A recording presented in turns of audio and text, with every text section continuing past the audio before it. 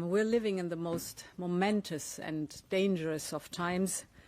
I do not need to describe the grave nature of the threats that we face or the devastating consequences that we will have to endure if those threats would come to pass, because the question is no longer whether Europe's security is threatened in a very real way or whether Europe should shoulder more of its responsibility for its own security. In truth, we have long known the answers to those questions.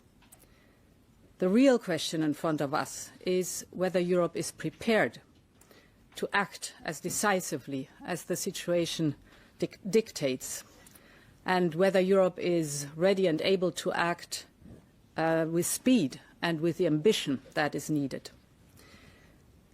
In the various meetings in the last few weeks, most recently 2 days ago in London, the answer from European capitals has been as resounding as it is clear. We are in an era of rearmament, and Europe is ready to massively boost its defence spending, both to respond to the short-term urgency to act and to support Ukraine, but also to address the long-term need to take on more responsibility for our own European security. And this is why today I have written a letter to the leaders ahead of Thursday's European Council. This is why we are here together today. I have outlined in this letter to the leaders the ReArm Europe plan.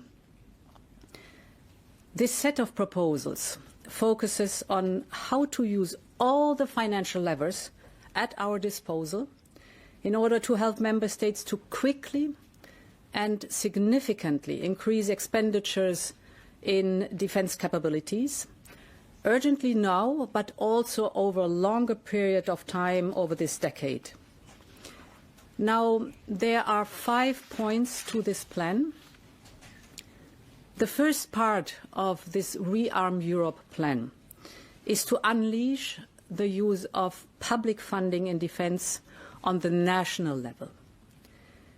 Member states are ready to invest more in their own security if they have the fiscal space, so we must enable them to do so. And this is why we will propose to activate the national escape clause of the Stability and Growth Pact.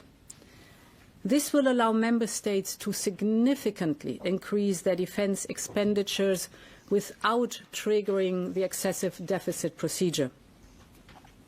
So if member states would increase their defence spending by 1.5% of GDP on average, this could create fiscal space of close to 650 billion euros over a period of 4 years. The second proposal will be a new instrument.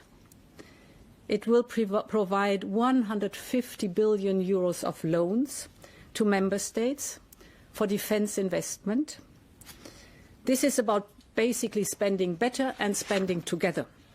And we're talking about pan-European capability domains like, for example, air and missile defence, the artillery systems, missiles and ammunition, drones and anti-drone systems, but also to address other needs from cyber to military mobility, for example. This will help member states to pool demand and to buy together.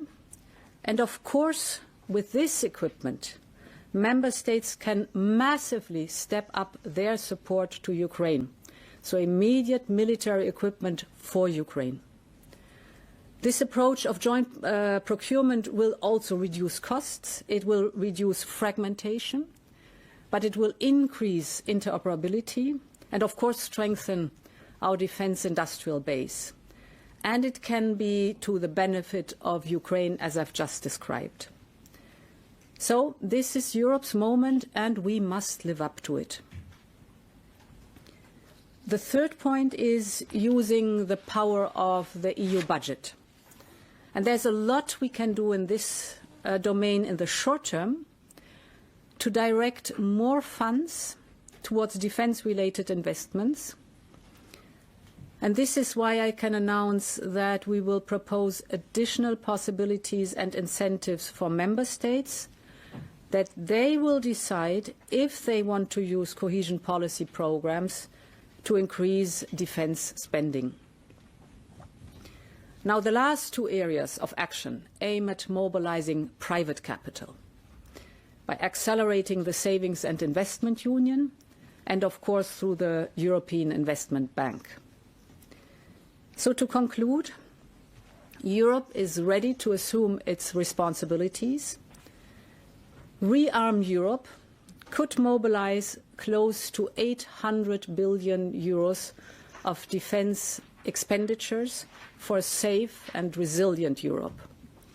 We will, of course, continue working closely with our partners in NATO. This is a moment for Europe, and we are ready to step up. Thank you very much. Madam President. Thank you. No question.